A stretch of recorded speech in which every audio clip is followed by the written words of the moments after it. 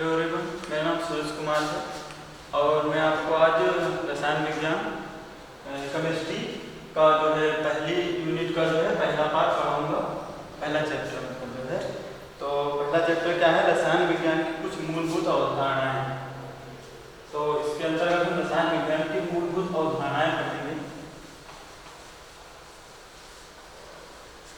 तो इसको सबसे पहले पढ़ने के लिए हम सबसे पहले रसायन विज्ञान होता क्या है। रसायन विज्ञान अणुओं और उनके रूपांतरण का वह विज्ञान है। तो रसायन विज्ञान जो है अणुओं के रूपांतरण का विज्ञान है। केमिस्ट्री जो है अणुओं के रूपांतरण का विज्ञान है।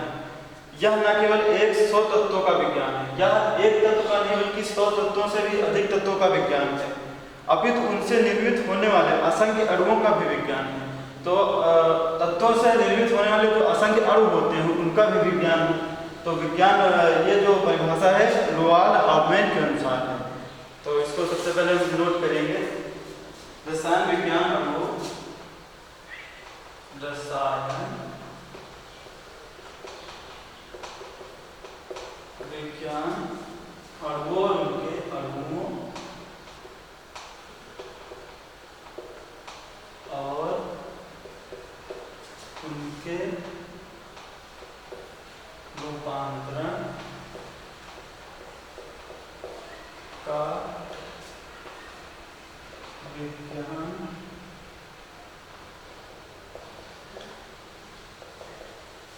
तो रसायन विज्ञान जो है अणुओं और उनके रूपांतरण का विज्ञान। यह न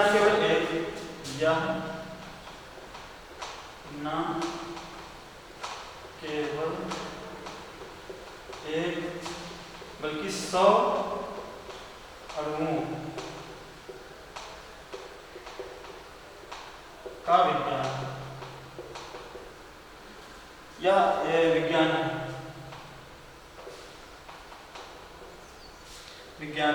अपितु उनसे निर्मित होने वाले असंख्य प्रकार के अणु, अपितु उनसे निर्मित होने वाले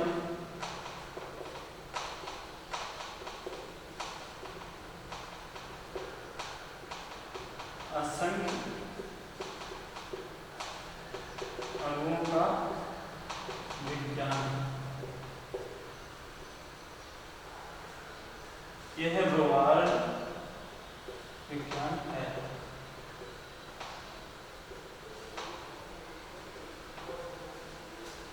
रोआल्ड हाफमैन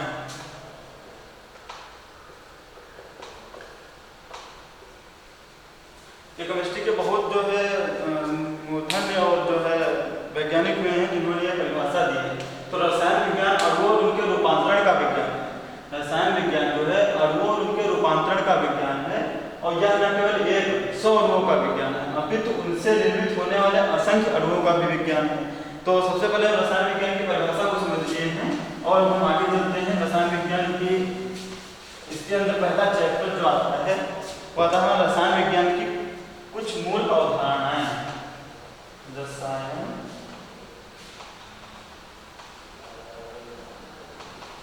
विज्ञान की कुछ मूल अवधारणा,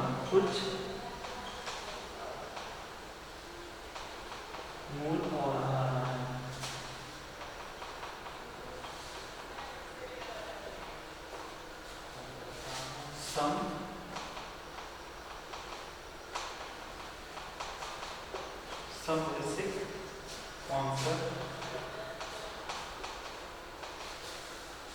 of chemistry।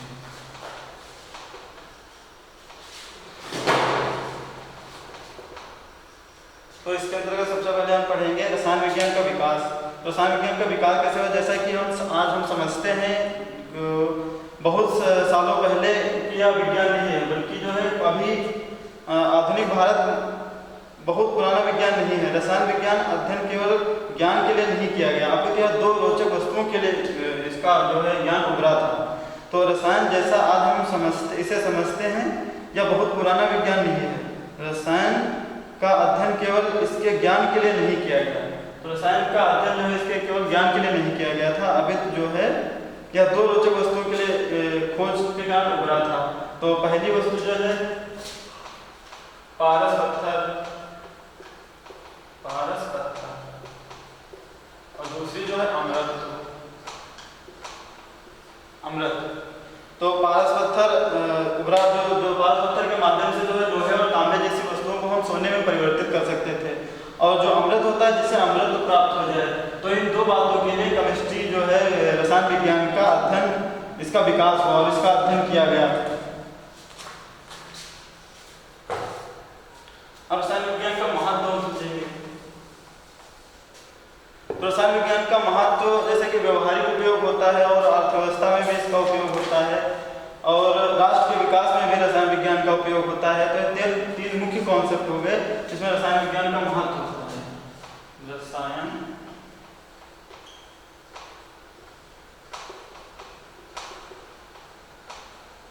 विज्ञान का महत्व।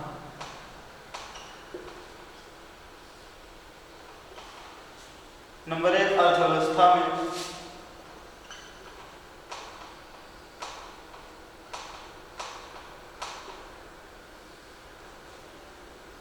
नंबर 2, राष्ट्र के विकास में।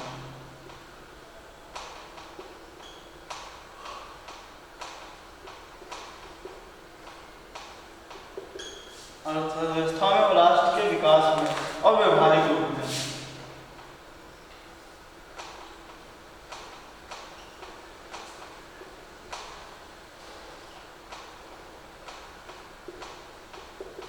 रसायन विज्ञान का महत्व 3 मोस्ट टॉपिक पे आधारित है, जो अर्थव्यवस्था में और राष्ट्र के विकास में और व्यवहारिक रूप में है। तो व्यवहारिक रूप में हम रसायन विज्ञान का उपयोग कैसे करते हैं, जैसे कंप्यूटर प्रचलन तथा उर्वरकों और क्षार अम्लों तथा लवणों रंग बहुलकों दवाओं साबुन अपमार्जकों धातुओं और मिश्र धातुओं आदि सहित नवीन सामग्री का निर्माण में लगे रासायनिक उद्योगों में होता है। तो रासायनिक उद्योगों के माध्यम से हम इसको व्यवहारिक उपयोग में लाते हैं। रासायनिक उद्योगों,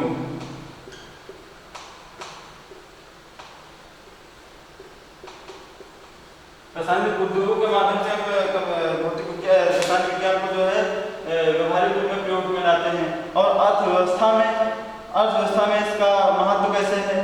अर्थव्यवस्था में इसका महत्व मानव जीवन के स्तर में ऊंचा उठाने हेतु भोजन, स्वास्थ्य सुविधा की वस्तुओं और अन्य सामग्री की आवश्यकताओं को पूरा करने के इसकी महत्वपूर्ण भूमिका है। जैसे विभिन्न उर्वरकों और जीवाणुनाशकों तथा कीटाणुनाशकों की उत्तम किस्मों का उच्च स्तर पर उत्पादन करना। तो विभिन्न प्रकार के उर्वरकों और जीवाणुनाशकों का जब उत्पादन होगा तो जो है अर्थव्यवस्था में भी इसका सुधार होगा रसायन विज्ञान के माध्यम से। और राष्ट्र के विकास में इसका महत्व कैसे है? राष्ट्र के विकास में रसायन विज्ञान का महत्व है सुचालक, बहुलक और प्रकाशिकीय फाइबर जैसे पदार्थ संश्लेषित किए जाते हैं। रसायन विज्ञान ने उपयोगी वस्तुएं जैसे अम्ल, क्षार, रंजक, बहुलक इत्यादि बनाने वाले उद्योग स्थापित करने में सहायता की है। यह उद्योग राष्ट्र की अर्थव्यवस्था में महत्वपूर्ण योगदान देते हैं, रोजगार उपलब्ध कराते हैं। तो इससे रोजगार मिलता है, जो कि रोजगार के माध्यम से राष्ट्र का विकास होता है। और अगला टॉपिक आ जाएगा द्रव्य की प्रकृति।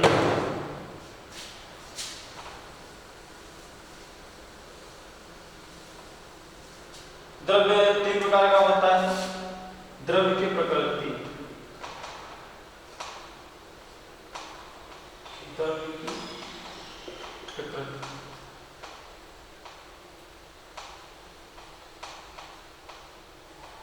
द्रव्य की प्रकृति जैसा कि आपने पिछली कक्षाओं में पढ़ा ही होगा, द्रव्य से परिचित होंगे। कोई भी वस्तु जिसका द्रव्यमान होता है, कोई भी वस्तु होती है जिसका द्रव्यमान होता है और वह स्थान घेरती है, वह द्रव्य कहलाती है। जैसे कोई भी वस्तु, जैसे ये कोई भी वस्तु हो गई और ये स्थान घेरती है तो द्रव्य कहलाती है। जिसमें उसका कोई द्रव्यमान होता है, भार होता है, तो वह द्रव्य कहलाती है। और हमारे आसपास में जितनी भी वस्तुएं उपस्थित होती हैं, जैसे पुस्तक, कलम, पेंसिल, जल, वायु, सभी जीव द्रव्यमान से बने होते हैं, तो ये सभी द्रव्य कहलाते हैं। द्रव्य की अवस्थाएं, तो द्रव्य की अवस्थाएं, द्रव्य की अवस्थाएं,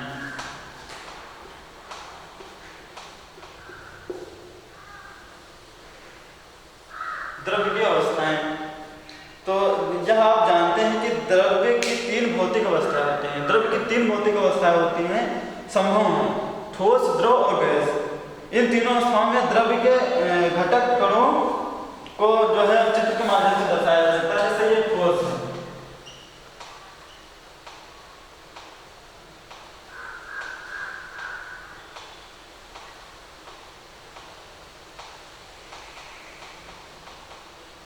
ये ठोस हो गया और ये द्रव हो गया। जैसे बीकर लेते हैं हम,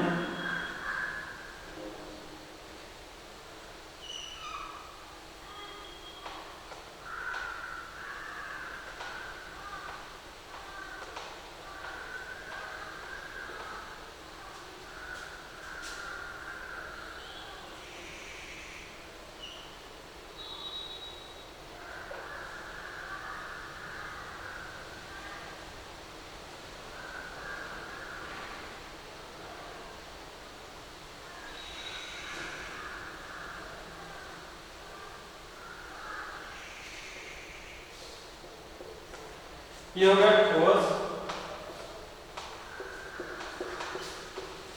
ये हो गया द्रव और ये हो गया गैस। ठोस क्या होता है, स्थान में रहता है, और द्रव किसी चीज का आयतन ले लेता है। जैसे बीकर लेंगे, बीकर में हम द्रव को डालेंगे तो उसका आयतन ग्रहण कर लेगा इसका। और गैस जो होता है, गैस को हम जो है निर्वात वाले माध्यम में रखेंगे।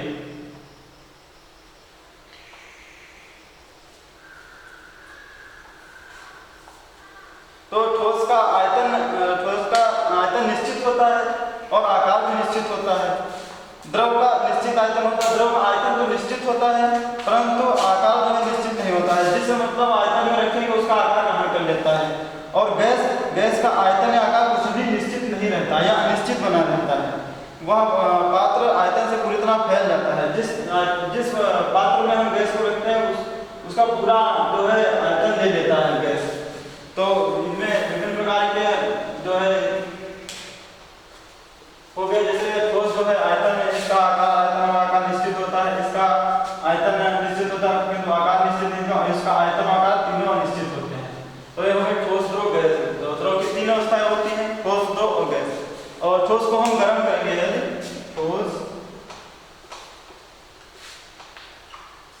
ठोस को यदि हम गर्म करेंगे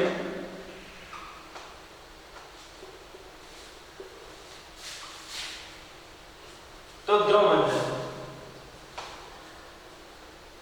और द्रव को यदि हम फिर से गर्म करेंगे तो यह गैस बन जाएगा।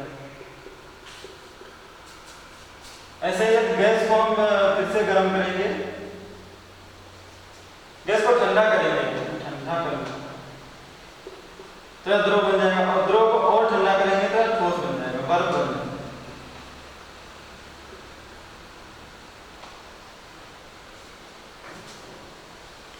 द्रव का वर्गीकरण करेंगे हम।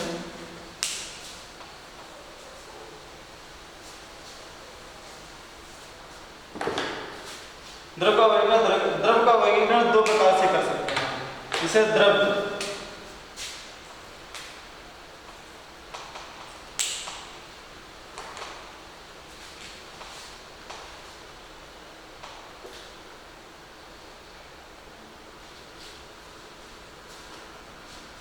का वर्गीकरण हम 2 प्रकार से कर सकते हैं। एक मिश्रण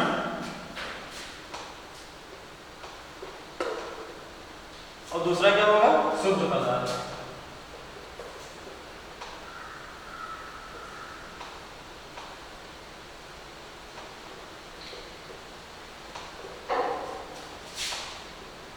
कोई भी द्रव होता है तो उसके अंतर्गत मिश्रण और शुद्ध पदार्थ आते हैं। और मिश्रण भी 2 प्रकार के होते हैं। नंबर 1 समांगी मिश्रण, नंबर 2 विषमांगी मिश्रण। तो समांगी मिश्रण हो जाएगा, समांगी मिश्रण, और नंबर 2 विषमांगी मिश्रण।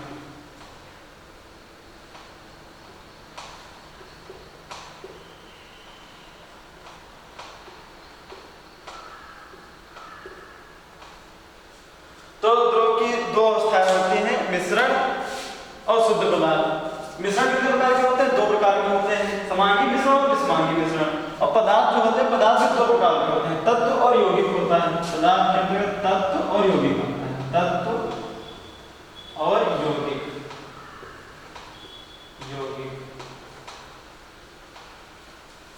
तो द्रव का वर्गीकरण इस प्रकार से कर सकते हैं। जैसे द्रव को लिया, द्रव में मिश्रण और शुद्ध पदार्थ आ जाता है, तो मिश्रण के अंतर्गत समांगी मिश्रण और विषमांगी मिश्रण, और शुद्ध पदार्थ के अंतर्गत तत्व और यौगिक आते हैं।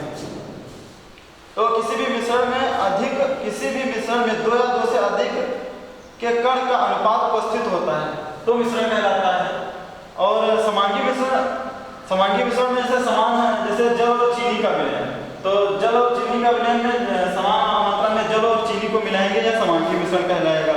और विषमांगी मिश्रण वह मिश्रण होता है, इसके विपरीत विषमांगी मिश्रण संगठन के पूर्ण मिश्रण में समान नहीं होता है। तो मिश्रण में समान नहीं होता है, कभी-कभी तो विभिन्न घटकों से अलग देखा जा सकता है। जैसे चीनी और नमक, दाल और दानों की गंदगी, जैसे चीनी और नमक में मिलाएंगे तो नहीं मिलेगा, और दाल और उसकी गंदगी जो है अलग अलग रहती है, तो विषमांगी मिश्रण का उदाहरण है। जैसा शुद्ध पदार्थ के अंतर्गत हम आ जाएंगे, तो शुद्ध पदार्थों में सोना, चांदी, तांबा आदि धातुएं आ जाएंगी शुद्ध पदार्थ। और तत्व तथा यौगिक में वर्गीकृत किया जा सकता है, इनमें एक ही प्रकार के कण होते हैं। तत्व और यौगिक में एक ही प्रकार के कण होते हैं, क्योंकि यह शुद्ध है तो शुद्ध के अंतर्गत तत्व और यौगिक आते हैं, तो तत्व और यौगिक में एक ही प्रकार के अणु होते हैं। आपने पिछली कक्षाओं में परमाणुओं और अणुओं से परिचित होंगे, लेकिन आप इनके ऑक्सीजन, तांबा, चांदी आदि तत्वों के कुछ उदाहरण हैं। तो जैसे तांबा है, तांबा के एक अणु ले लेंगे, तत्व होगा, और यौगिक जो है 2 तत्वों से मिलकर यौगिक बनते हैं। 2 तत्वों से मिलकर यौगिक बनते हैं।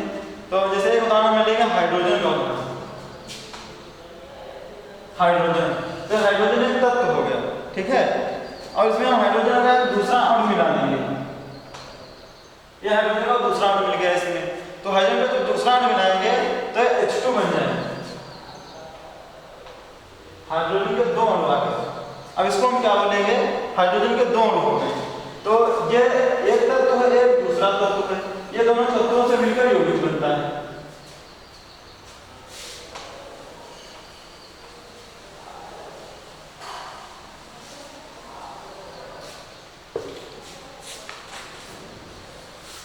द्रव्य के गुणधर्म और उनका मापन।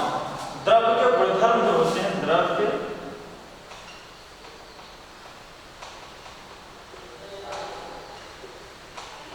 गुणधर्म और उनका मापन।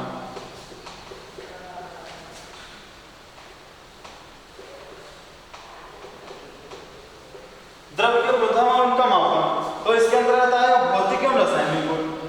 नंबर 1, भौतिक एवं रासायनिक गुण। गुण 2 प्रकार के होते हैं, भौतिक गुण और रासायनिक गुण। भौतिक एवं रासायनिक गुण। भौतिक एवं रासायनिक गुण, तो भौतिक गुण के अंतर्गत आ जाएगा, जैसे भौतिक गुणधर्मों, भौतिक गुणधर्म अर्थात रंग, गंध, गलनांक, क्वथनांक, घनत्व। तो भौतिक के अंतर्गत जैसे कोई भी द्रव्य है, उसके अंतर्गत अगर हम भौतिक गुण उसके देखेंगे तो उसमें क्या देखेंगे? रंग देखेंगे, गंध देखेंगे, क्वथनांक देखेंगे, गलनांक देखेंगे, उसका और घनत्व देखेंगे। 3 चीजें जो है भौतिक में देखेंगे, भौतिक गुण में। तो भौतिक गुण में क्या क्या देखेंगे? रंग, गंध, गलनांक, क्वथनांक, घनत्व आदि। और रासायनिक गुण में संगठन, ज्वलनशीलता, अम्ल, क्षार इत्यादि।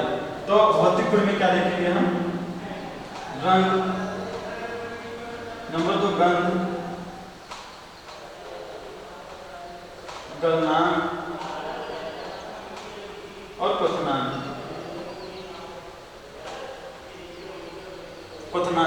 इतनी चीजें क्या देखेंगे भौतिक में। और रासायनिक में क्या देखेंगे? संगठन, ज्वलनशीलता। संगठन,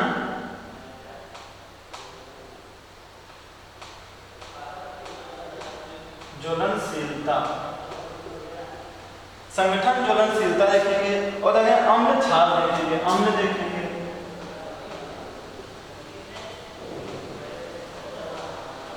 अम्ल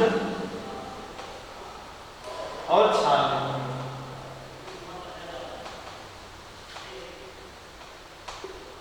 तो द्रव्य के गुणधर्म और उनका मापन। तो द्रव्य के गुणधर्म क्या होंगे? भौतिक और रासायनिक गुण होंगे। द्रव्य के जो है दो गुणधर्म होंगे, किसी कोई भी द्रव्य ले लेंगे उसके दो गुणधर्म होंगे, भौतिक गुण होगा, दूसरा रासायनिक गुणधर्म होगा। तो रासायनिक गुणधर्म में हम क्या देखेंगे? जैसे ऊपरी चीजें देखेंगे, जो चीजें हमें दिखाई देंगी, जैसे रंग हम देख के जान सकते हैं, और गंध हम सूंघ के पहचान सकते हैं, गंधांग उसका जो है छू कर देख सकते हैं, क्वथनांक उसका देख सकते हैं। और इसी प्रकार से रासायनिक गुण हमें आंखों से प्रतीत नहीं होगा, मतलब जो है संगठन ज्वलनशीलता अम्ल और क्षार, इसको हमें चीखना पड़ेगा। तो अंतर्गत जो है वस्तुएं रासायनिक गुण में आती हैं और बाहरी वस्तुएं जो है भौतिक गुण में आती हैं। तो भौतिक गुण हो गया, रासायनिक गुण हो गया, और उनका मापन बचा है। अब मापन कैसे करते हैं इनका? तो भौतिक गुणधर्मों का मापन, जैसे भौतिक गुणधर्मों का मापन कैसे करते हैं और रासायनिक गुणधर्मों का मापन कैसे करते हैं? तो दोनों गुणधर्मों का मापन देखेंगे हम। ये तो वैज्ञानिक अन्वेषण के लिए परिमाणात्मक मापन आवश्यक होता है। द्रव्य के अनेक गुणधर्म हैं, जैसे लंबाई। तो द्रव्य के अनेक गुणधर्म हैं, जैसे लंबाई हो गया, द्रव्यमान हो गया, समय हो गया, विद्युत धारा हो गया, आदि वस्तुएं हो गई। जैसे कि तो किसी भी कमरे की अगर हमको लंबाई मापनी है तो लंबाई मापने के जैसे संख्या लेंगे और उसमें एक जो है मात्रक लगाएंगे। मात्रक को जैसे मीटर हो गया, मीटर एक मात्रक है। तो किसी कमरे की लंबाई को हम 6 मीटर लिखकर बताया जा सकता है, जिसमें 6 एक संख्या है और m मीटर को व्यक्त करता है, जिससे जो है एक इकाई है जिसमें लंबाई नापी गई है। तो इनकी दो पद्धतियां होती हैं, अंग्रेजी पद्धतियां और मीट्रिक पद्धतियां। दो पद्धतियां हैं, तो मापने की इकाई हो गई। अब मात्रों की अंतरराष्ट्रीय पद्धति, अब इनकी पद्धतियां हम देखेंगे कि कैसी होती है मात्रकों की। मात्रकों की अंतरराष्ट्रीय पद्धति, मात्रकों की अंतरराष्ट्रीय पद्धति।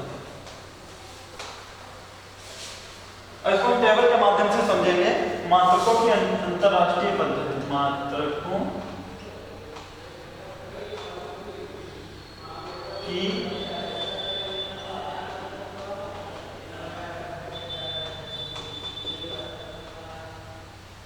अंतरराष्ट्रीय पद्धति।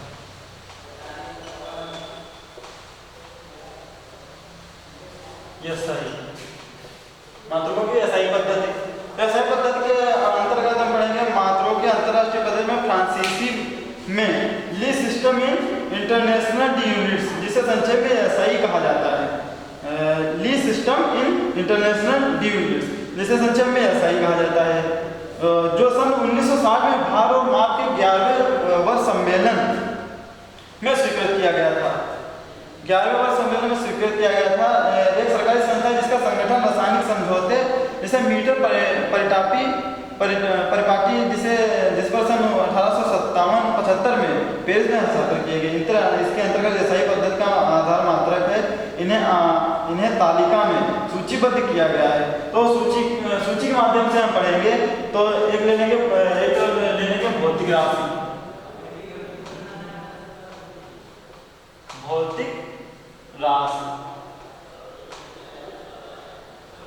भौतिक राशि हो गया, और दूसरा होगा SI मात्रक। SI मात्रक और इनके प्रतीक में कैसे प्रतीक होंगे? SI प्रतीक होंगे। ठीक है। तो भौतिक राशियों में लंबाई, नंबर 2 द्रव्यमान,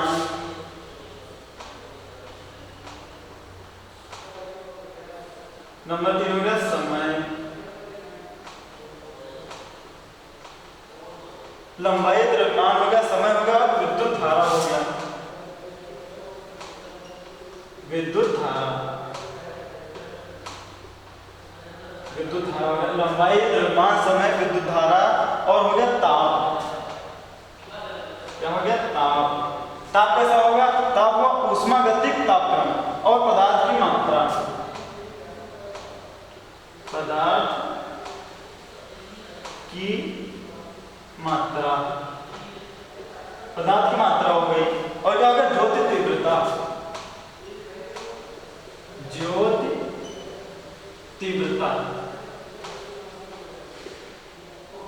ज्योति तीव्रता। तो लंबाई को हम सारा के माध्यम से कैसे व्यक्त करते हैं, तो आम भाषा में हमको पता है विभिन्न लिख लेते हैं, लंबाई को यल और द्रव्यमान को मतलब लंबाई लेंथ यल हो गया, द्रव्यमान या मास हो गया, ठीक है, समय साधारण भाषा में टी हो गया, टाइम हो गया, और विद्युत धारा जो है इसको हम कैपिटल आई से मापते हैं, कैपिटल आई, ताप को टी, टेम्परेचर, और पदार्थ की मात्रा एन पदार्थ की मात्रा हो गई, और ज्योति तीव्रता हो गई कैपिटल आई भी, ठीक है। ये भौतिक राशियां हमारी इतनी भौतिक राशियां होती हैं, number 1, number 2, number 3, number 4, number 5 और नंबर 6 और नंबर 7। तो 7 भौतिक राशियां होती है, लंबाई, द्रव्यमान, समय, विद्युत धारा, ताप, पदार्थ की मात्रा और ज्योति तीव्रता। तो इनके ऐसे ही मात्रक क्या होंगे, लंबाई का ऐसा ही मात्रक होगा मीटर, लंबाई का ऐसा ही मात्रक होगा मीटर, और द्रव्यमान का ऐसा ही मात्रक होगा किलोग्राम होगा, किलोग्राम।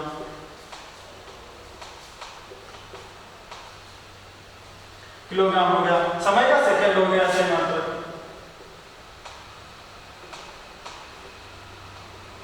समय का सेकंड होगा, और विद्युत धारा का एम्पियर हो गया, एम्पियर, विद्युत धारा एम्पियर हो गया, और ताप जो है केल्विन में मापा जाएगा, केल्विन, ताप केल्विन हो गया, और पदार्थ की मात्रा मोल में मापी जाएगी, मोल, और ज्योति तीव्रता केंद्रला में मापी जाएगी, केंद्रला, केंद्रला। अब इनके प्रतीक देख लेंगे, तो मीटर का प्रतीक हो जाएगा एम, मीटर का प्रतीक हो जाएगा एम, किलोग्राम का प्रतीक केजी, केजी किलोग्राम हो गया, समय सेकंड हो गया, सेकंड का एस हो गया, एम्पियर का कैपिटल ए हो गया, और केल्विन का प्रतीक जो है कैपिटल के हो जाएगा, कैपिटल के, मोल को हम मोल से लिखेंगे, मोल से, और कैंडेला का सीडी, स्मॉल सीडी। तो ये जो हो गए पदार्थों के अंतरराष्ट्रीय पद्धति में तो एसआई मात्रक हो गया, तो भौतिक राशियां हो गई, एसआई मात्रा हो गया, उनके प्रतीक हो गए, भौतिक राशियां 7 होती हैं, उनके एसआई मात्रा को प्रतीक हो गए। अब इसके अंदर छोटी छोटी परिभाषाएं हैं, जैसे मीटर, तो मीटर प्रकाश द्वारा निर्वात में 1 सेकंड में समय अंतराल में तय किए गए पदार्थ की लंबाई 1 मीटर होती है। तो निर्वात में जो है प्रकाश की चाल जो होती है 1 सेकंड में, उसको मीटर कहते हैं। और किलोग्राम, जैसे किलोग्राम की परिभाषा हो गई, किलोग्राम की परिभाषा हो गई द्रव्यमान का मात्रक, किलोग्राम जो है द्रव्यमान का मात्रक या अंतरराष्ट्रीय मानक किलोग्राम के बराबर होता है। तो किलोग्राम जो है द्रव्यमान का मात्रक है, अंतरराष्ट्रीय 1 किलोग्राम के बराबर होता है। और सेकंड जो है, सेकंड सीजियम 133 परमाणु की मूल अवस्था के 2 अति सूक्ष्म स्तरों के बीच होने वाले संक्रमण के संगत विकिरण के 91, 92, 631 और 70 आवर्तों की अवधि है। ये छोटी छोटी परिभाषाएं हो गई। और केल्विन, जैसे केल्विन है ऊष्मागतिक ताप का मात्रक है, केल्विन जो होता है ऊष्मागतिक ताप का मात्रक होता है। और कैंडेला किसी दी गई दिशा में 540 × 10⁻12 हर्ट्ज आवृत्ति वाले स्रोत की ज्योति तीव्रता है, उसे दिशा में वाट प्रति स्टेरेडियन की विकिरण तीव्रता के उत्सर्जित करता है। ये छोटी छोटी परिभाषाएं हो गई। और इसी के साथ